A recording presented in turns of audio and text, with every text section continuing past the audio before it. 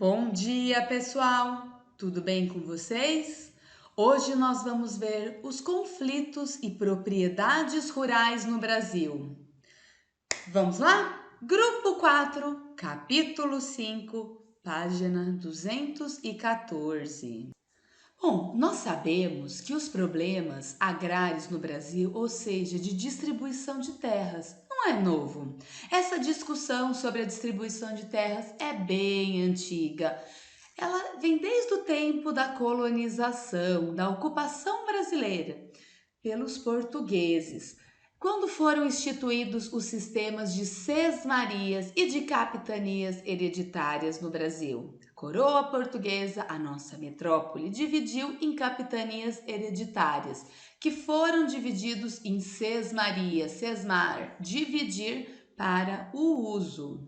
A partir deste sistema, surgiram os primeiros donos de terra no Brasil colonial, que foram também responsáveis pela produção açucareira durante o ciclo econômico da cana-de-açúcar.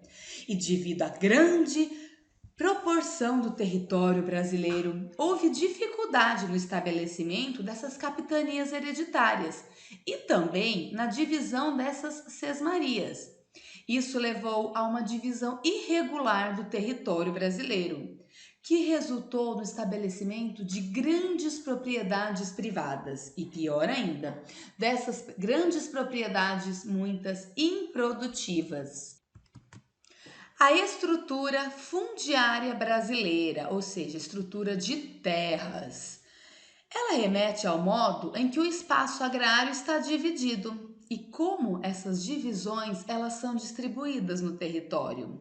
Então, quando falamos de terra, estamos tratando de um tipo especial de um bem econômico que produz de acordo com as condições que estão fora do controle humano. Por exemplo, olha, a fertilidade do solo, os fatores de clima, o clima adequado para cada tipo de cultura, de cultivo, disponibilidade de água, se possui rios, se é um clima mais úmido, mais seco, quais são os períodos de chuva, a qualidade das sementes, a adaptação da cultura no relevo, no clima, na umidade ou em algum clima mais seco, condições topográficas de relevo, relevos mais altos, relevos mais baixos. Em relevos mais altos fica complicado colocar tecnologia, as máquinas. E nos países de ocupação muito antiga, por exemplo, a Europa, essas áreas rurais foram divididas várias vezes entre os produtores, pequenas áreas, familiar, para o consumo local, econômicas. Agora, já nos países de ocupação mais recente, como a América, essa divisão rural, ela foi realizada seguindo as lógicas econômicas. Já tinha um direcionamento para a produção e para a exportação, para vender para fora do país, ou mesmo até mandar para fora do país, quando o Brasil ainda era uma colônia. Então, o seu espaço ele não foi dividido direitinho, houveram muitas falhas, muita concentração de terra para poucas pessoas. E a problemática das divisões de terra no Brasil? Bom, nós temos um pequeno grupo, ou seja, poucas pessoas com grandes propriedades de terra. Olha, isso geralmente é utilizado para monocultura e para exportação. Por exemplo, grande quantidade de café, exportação, grande quantidade de cana-de-açúcar, para exportação. E também a divisão em terras pequenas, aonde são mais diversificadas, aonde o uso do solo é para subsistência, para a pessoa conseguir suprir as suas necessidades e vender ali mesmo, local onde ela mora. No cenário do Brasil, são aproximadamente 34% das propriedades são monoculturas e possuem menos de 10 hectares, ocupam 2% das terras agrícolas brasileiras. 2% é muito pouco, enquanto os latifúndios, 52% das terras do Ah, lembrando, terras agricultáveis. Mas o que são latifúndios? São grandes extensões de terras com um proprietário. E em geral, essa grande extensão, ela não é muito aproveitada, tem baixo aproveitamento ou pouco aproveitamento. E quando aproveitada, utilizada para monocultura e para exportação para fora do país, exportação externa desses produtos.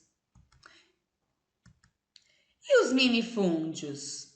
Minifúndios são pequenas áreas, propriedades agrícolas que têm a produção para subsistência ou para o abastecimento do mercado local. Outras características são a diversificação dos produtos, o baixo emprego de insumos agrícolas, adubos, não possui muito pesticidas, mas com isso encarece o seu produto.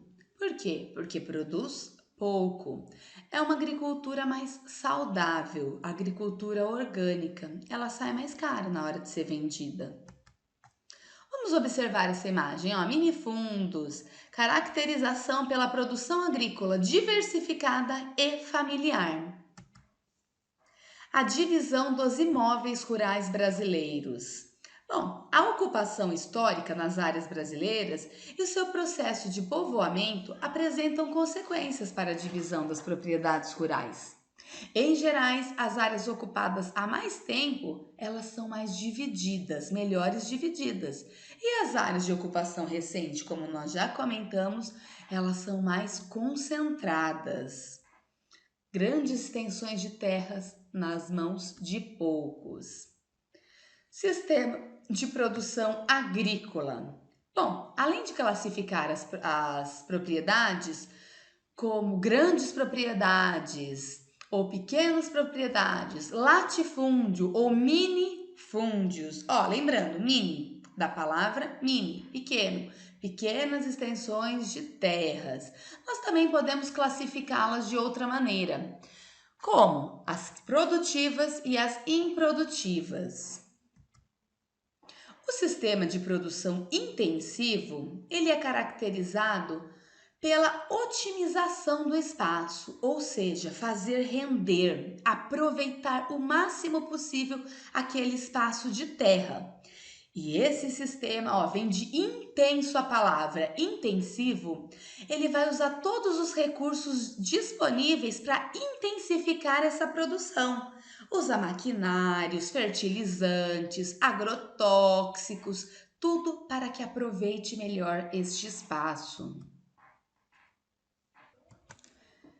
Esse mapa ele é bem interessante, o Brasil Agrário. Ele vai nos dar uma leitura dessas divisões de propriedades, como por exemplo, ó, essa área em vermelha, concentrações de terra.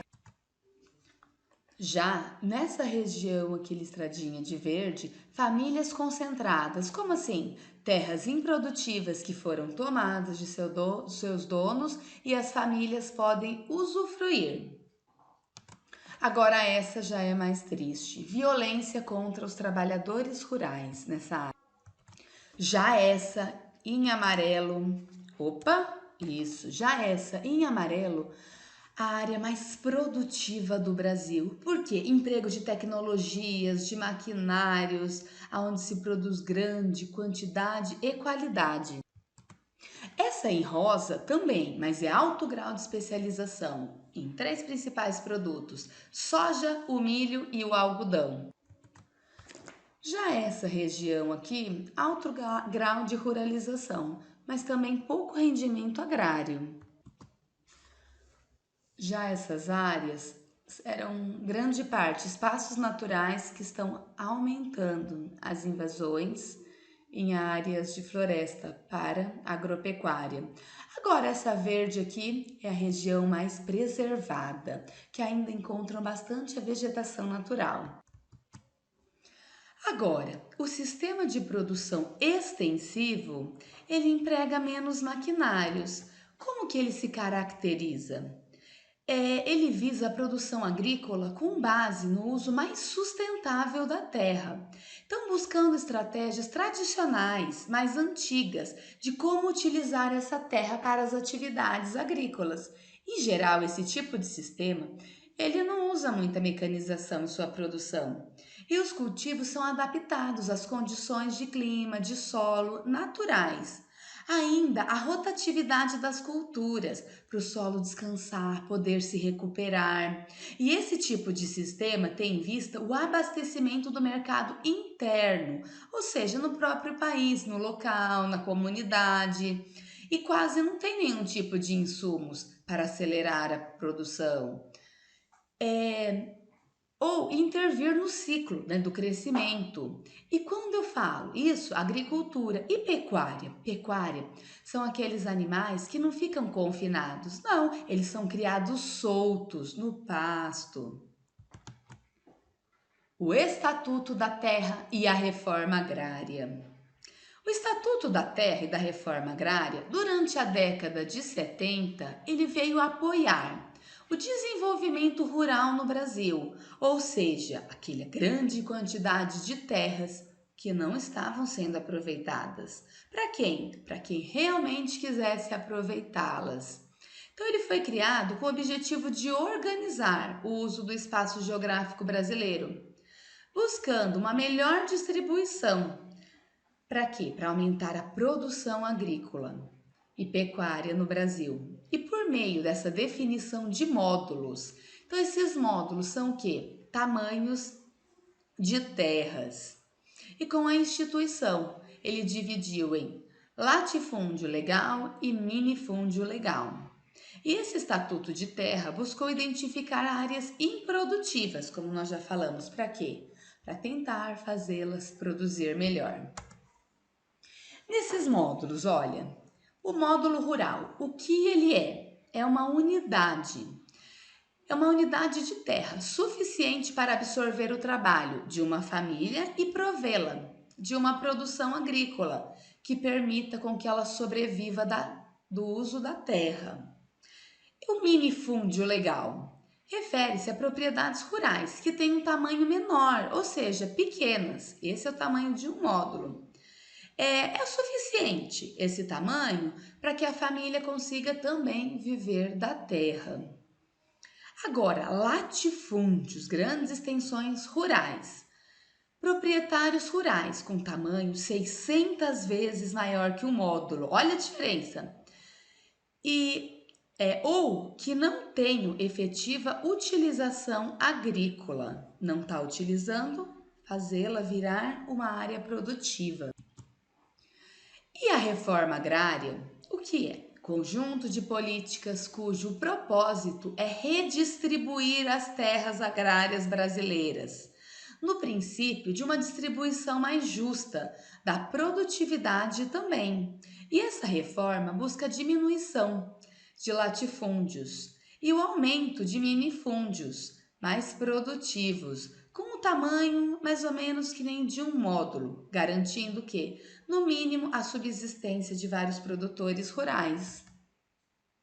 E apesar de o Estatuto da Terra prever a reforma agrária em âmbito legal, ele vigorou bem até a década de 80, o período que ele beneficiou cerca de 50 mil famílias que receberam terras, que foram expropriadas, como assim? Que foram retiradas dos donos porque elas não produziam.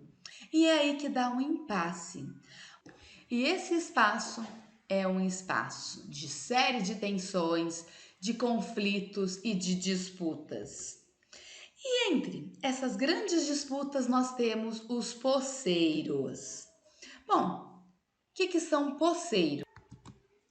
As terras que são desapropriadas, grandes extensões de latifúndios, o governo passa para pessoas administrá-las. Elas não têm papel ou registro, mas elas têm o quê? Uma garantia de que elas podem usufruir esta terra. Em compensação, os grileiros é quem tenta tomar essas terras dessas pessoas. Ou quem falsifica documento para quê? Para poder exigir a posse da terra. E eles são chamados sim de grileiros. Lembra grilo, sim, Porque muitos, antigamente, eles colocavam grilos numa gaveta, junto com um documento mais amarelado. Para quê? Para o documento parecer antigo, os grilos corroerem, para fingir, para falsificar essa posse de terra.